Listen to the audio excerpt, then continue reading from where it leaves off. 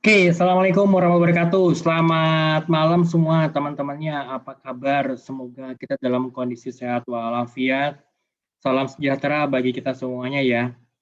Oke, kita kali ini akan melanjutkan untuk pertemuan yang ketiga. Pertemuan kita akan ngebahas mengenai operating system dan juga software gitu ya.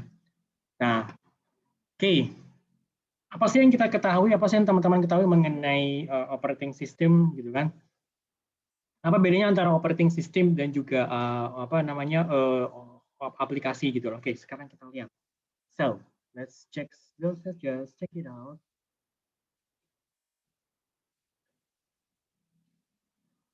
Oke, kalau kalian teman-teman bisa lihat di sini ya di layar, software and operating system. Software refers to the parts of the computer which do not have a material form, such as programs, data, protocols, and etc.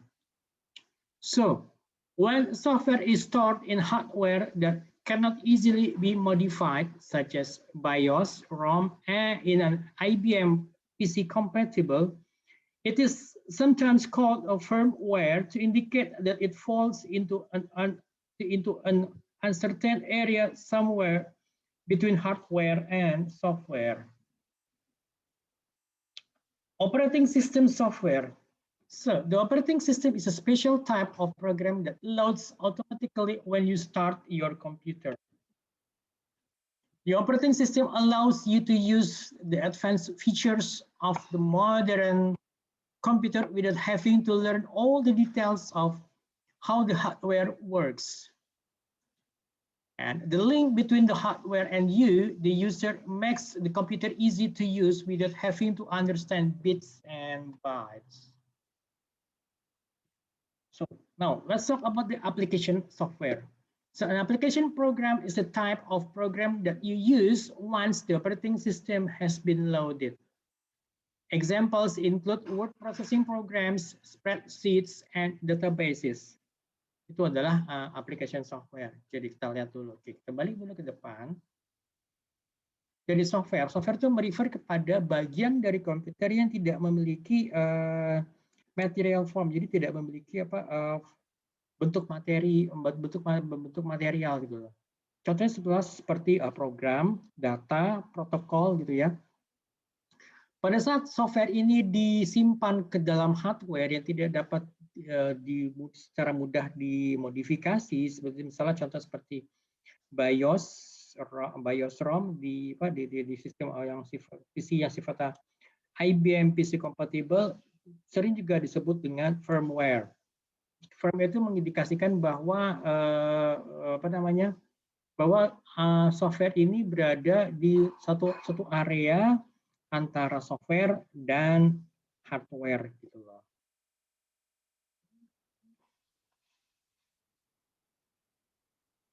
Operating system software. Jadi operating system ini merupakan sebuah program tertentu yang dapat muncul secara otomatis pada saat kita pertama kali menyalakan komputer gitu ya.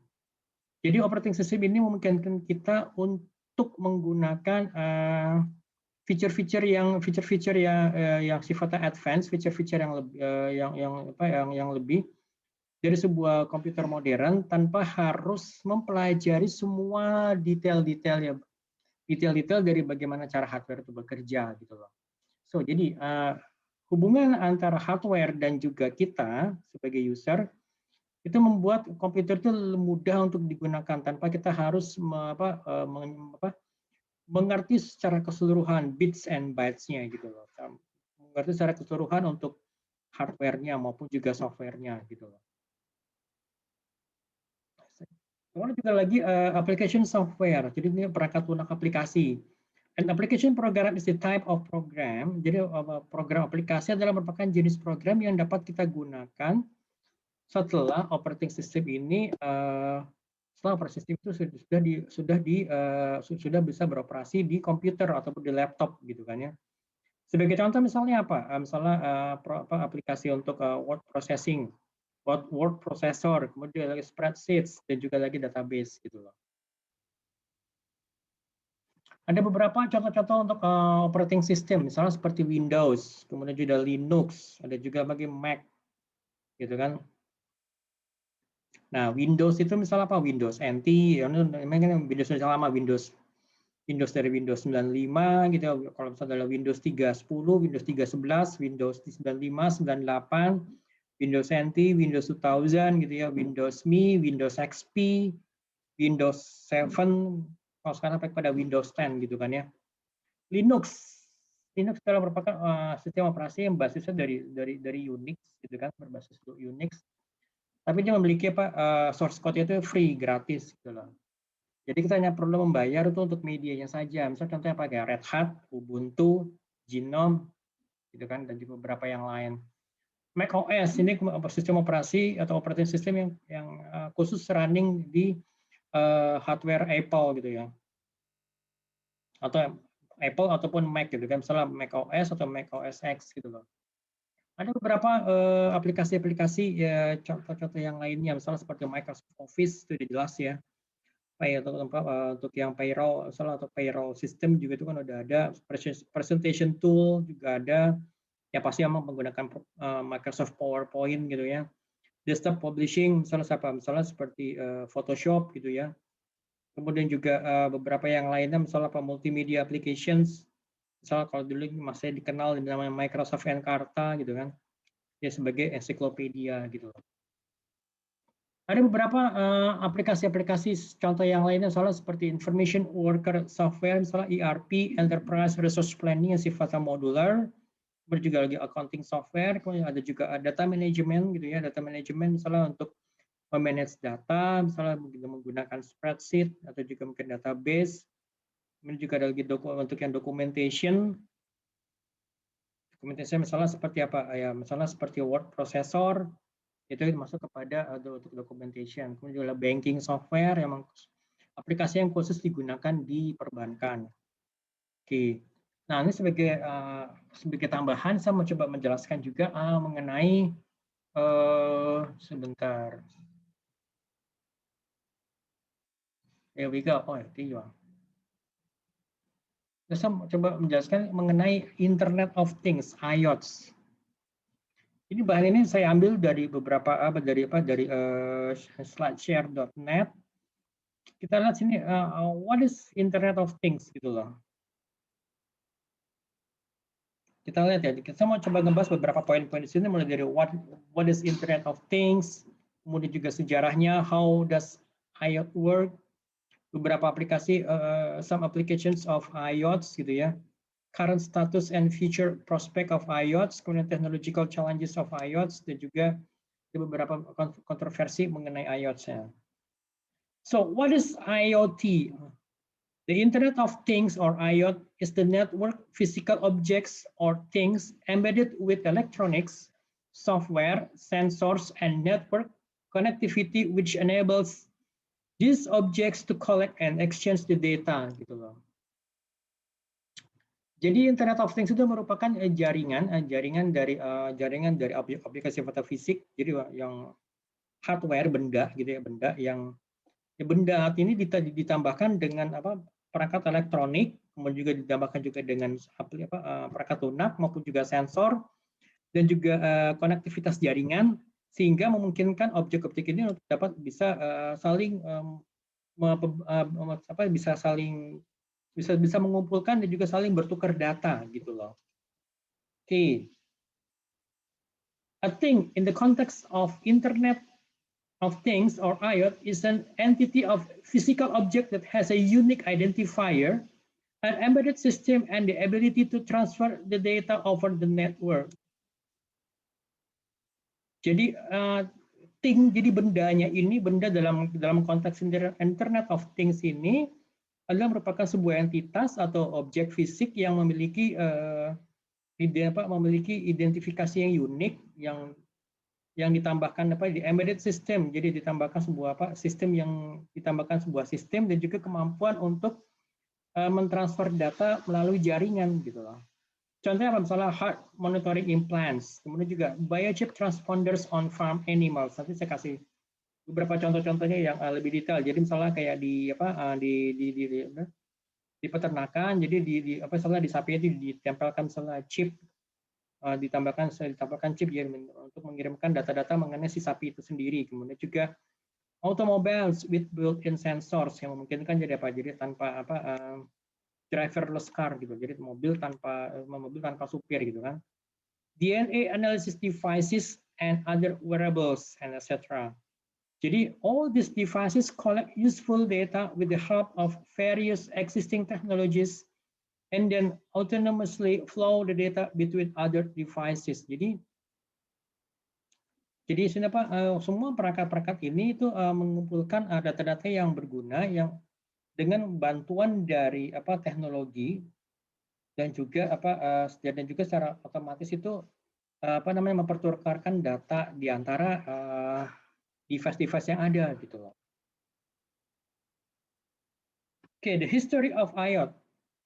Jadi di tahun 1999, in 1999, the IoT gets a name. So Kevin Ashton coins the term Internet of Things and establishes MIT's Auto ID Center, a global research network of academic laboratories focused on RFID, radio frequency ID, and the Internet of Things.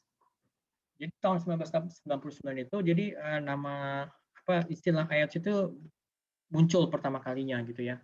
Jadi Kevin Ashton itu menekankan kepada istilah Internet of Things dan juga mendirikan MIT's Auto ID Center. Jadi sebuah jaringan research global dan jadi dari jaringan research global untuk laboratorium akademik yang berfokus pada RFID dan juga IoT gitu loh. Jadi Kevin Ashton juga sering disebut dengan sering dikenal dengan the father of IoT gitu loh. Gitu. So he believed IoT could turn the world into data that could be used to make macro decisions on resource utilization. Information is a great way to reduce waste and increase efficiency. And that's really what the Internet of Things provide. Jadi informasi itu merupakan cara yang baik, cara yang cocok gitu untuk menekan waste, menekan sampah dan juga meningkatkan efisiensi. Dan itu adalah kegunaan dari IoT gitu loh. So how does IoT work? The Internet of Things or IoT, also sometimes referred to as the Internet of Everything or IoE, consists of all the web-enabled devices that collect, send, and act on data they acquire from their surrounding environments using embedded sensors, processors, and communication hardware.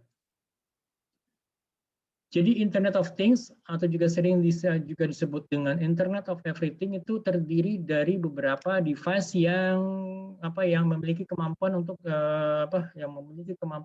terkoneksi ke web, yang dapat mengumpulkan, mengirimkan dan juga melakukan sesuatu dari data-data yang mereka dapat.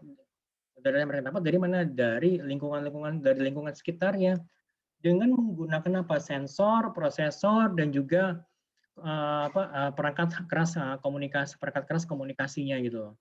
So these devices, often called connected or smart devices, can sometimes talk to other related devices, a process called machine-to-machine communication, and act on the information they get from one another.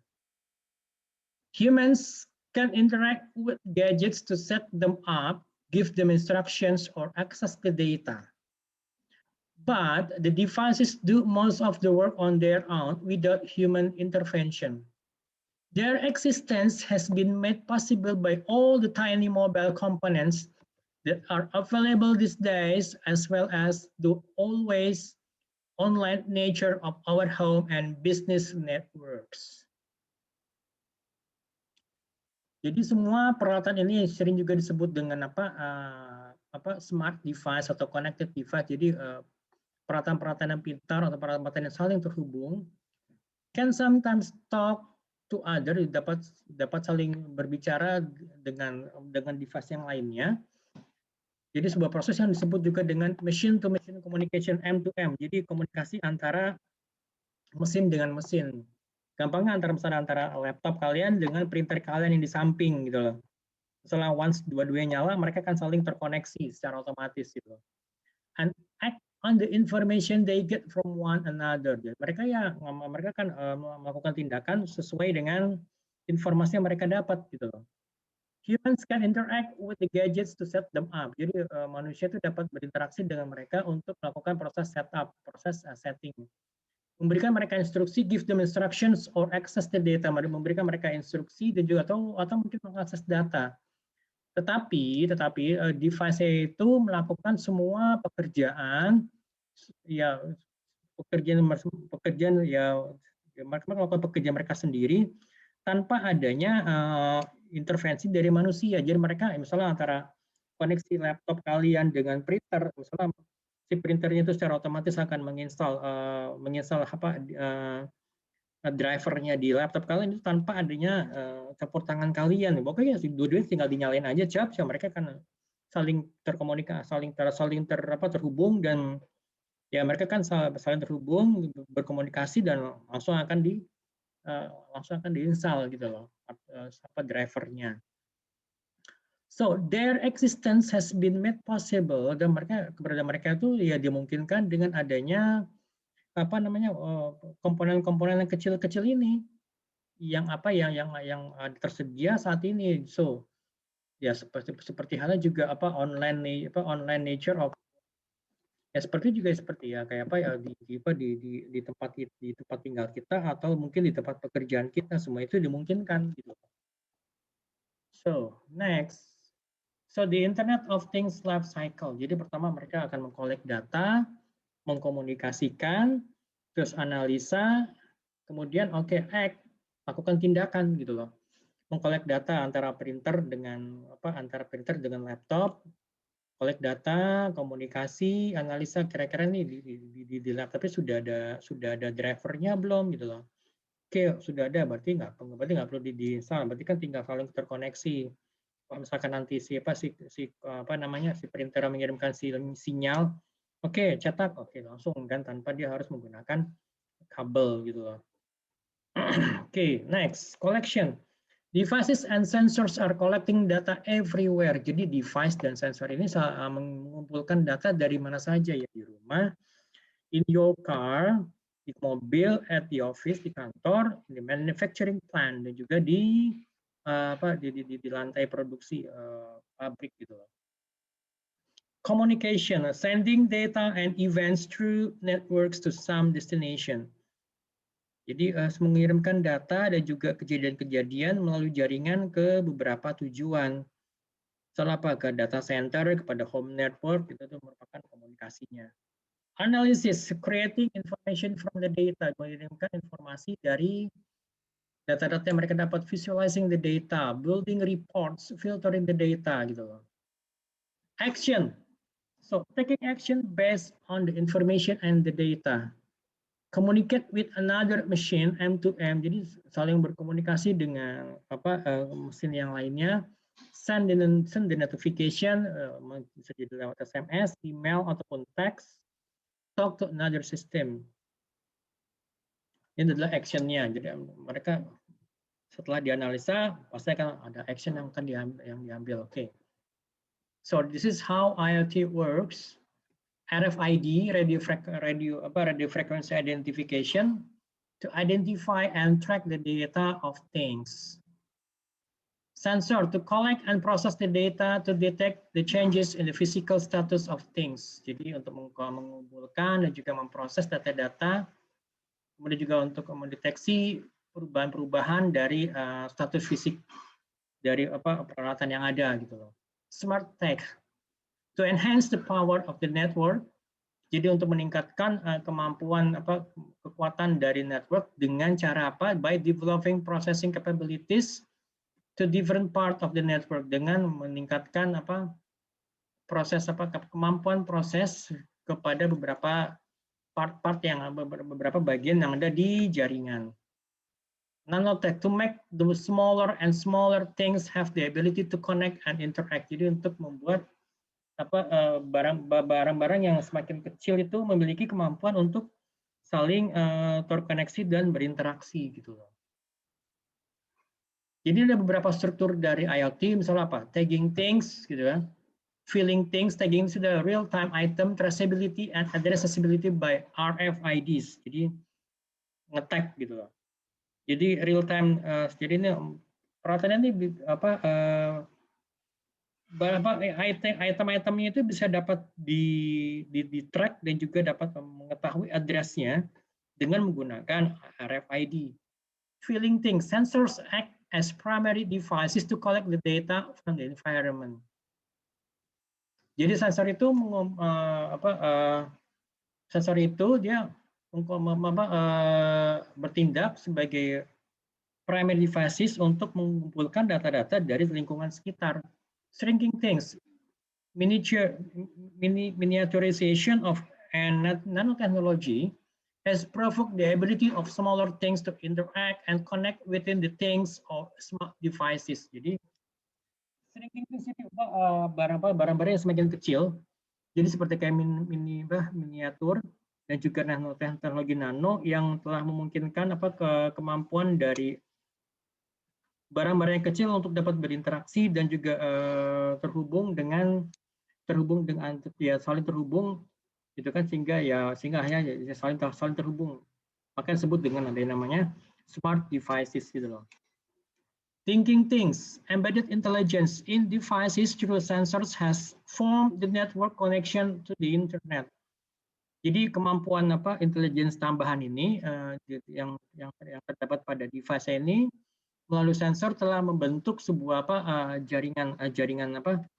koneksi jaringan ke internet. It can make things realizing the intelligent control. Jadi peralatan ini bisa memiliki kemampuan yang sifatnya intelijen gitu loh. Oke, next. Ada beberapa aplikasi dari IoT.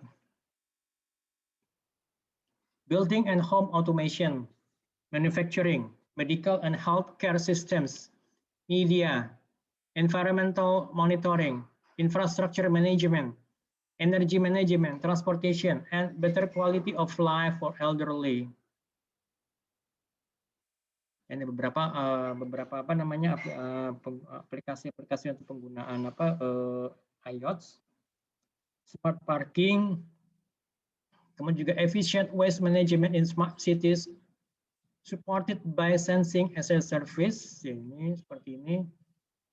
Kemudian juga sensors in even the holy cow, ini tadi saya bilang, in the world of IoT, even the cows will be connected and monitored. Sensors are implanted in the ears of the cattle. This allows farmers to monitor cows' health and track their movements, ensuring a healthier, more plentiful supply of milk. On average, its cow generates about 200 megabytes of information per year. Jadi ini dengan adanya IoT ini bahkan juga sapi itu juga akan bisa dikoneksikan dan dimonitor keberadaannya. Jadi ini sensor itu ditancapkan itu di telinga si sapi gitu loh. Sehingga hal ini memungkinkan petani itu bisa mengetahui kesehatan dan juga bisa men-track pergerakan dari sapinya ini, yang memastikan bahwa sapi itu kan akan lebih sehat dan juga memiliki suplai susu yang lebih banyak gitu loh. Nah uniknya setiap sapi ini menghasilkan data itu sebanyak 200 megabyte per tahun. IoT application scenario jadi di tempat belanja ya kan, bisa coba cek. Itu juga kemudian ya kita bisa dengan ada IoT juga bisa membantu untuk mengecek kesehatan kita gitu kan ya. Nah, itu bisa kalian coba baca. Oke, nah sekarang saya mau coba lihat pada data-data yang cukup unik ini ya, data-data yang menarik ini. So, current status and future prospect of IoT. Jadi jumlah penduduk dunia di tahun 2003 itu ada 6,3 miliar. Ya kan, sedangkan data-data yang device yang saling terhubung itu ada 500 juta. Kemudian di tahun 2010 ya, Itu antara tahun 2003 sampai tahun 2010 itu. Jadi sini ada terjadi pergeseran di mana jadi device yang saling terhubung itu akan lebih banyak dibandingkan jumlah manusia. Jadi di tahun 2010 jumlah populasi dunia itu ada 6,8 miliar, sedangkan device yang saling terhubung itu ada 12,5 miliar. Kemudian di tahun 2015 itu jumlahnya meningkat lagi pastinya. Jadi ada connected device ada 25 miliar, sedangkan jumlah penduduk itu ada 7,2 miliar. Di tahun 2020, ini data itu diperkirakan, itu ada 50 miliar peralatan yang saling terhubung satu dengan yang lainnya, sedangkan jumlah penduduk itu hanya 7,6 miliar. Jadi ada semakin jauh dari angka 2003 itu ya di tahun 2010 itu ada ada lebih banyak device-nya dibandingkan jumlah manusianya. Jadi connected devices per person itu di tahun 2010 itu ada 1,84. Di tahun 2015 itu ada 3,47. Jadi rata-rata satu orang itu, satu manusia itu memiliki perangkat yang saling terhubung itu antara 3 sampai 4 gitu. Ya mungkin antara laptop dengan printer, kemudian juga apalagi antara smartphone dengan yang lainnya gitu, smartphone dengan speaker dan banyak hal gitu kan. Nah, kemudian juga di tahun 2020 itu jumlahnya meningkat lagi. Hampir 7 kali lipat, ya 6,58. Oke, next. Beberapa hal-hal yang terkait mengenai tantangan dalam hal teknologi dari Internet of Things gitu loh. Yang pertama adalah mengenai skalabilitas, kemudian juga standar teknologi, interoperability, discovery, software complexity, data volumes and interpretation, kemudian juga power supply, interaction and short range communication, wireless communication, dan juga fault tolerance gitu loh. Dan juga kita bicara, kalau kita bicara mengenai IoT, pasti kita juga bicara big data. Jadi ada sangkut pautnya dengan big data gitu loh. Oke, seperti itu. Oke, nah kalau untuk data, jadi semua bahan-bahan mengenai Internet of Things itu sudah saya upload di e-learning, di MyBest e-learning. Kalian bisa cek. Dan juga nanti akan ada tugas terkait mengenai Internet of Things. Jadi tolong dicek di bagian tugas kalian gitu. Jadi untuk tugas seperti biasa nanti kalian kirimkan ke email saya ya kemana ke irwin.ins@bsi.ac.id. Kemudian juga tolong disertakan dengan nama lengkap, kelas, dan juga NIM-nya seperti biasa ya. Kalau misalnya nggak ada nama lengkap, nggak ada kelas dan NIM itu saya balikin. Saya minta supaya dilengkapi semuanya karena tugas-tugas yang masuk ke saya itu bukannya dari kelas lain, tapi dari kelas-kelas yang lain gitu loh. Oke, itu aja dari saya. Nanti untuk yang email nanti bisa kalian cek di YouTube saya, di email address-nya. Oke, sekian dari saya. Kalau ada yang mau ditanyakan, silahkan bisa di-share bisa diajukan di grup atau juga nanti bisa diajukan ke Japri saya, sok silahkan gitu ya. Oke, sekian dari saya. Terima kasih banyak. Assalamualaikum warahmatullahi wabarakatuh.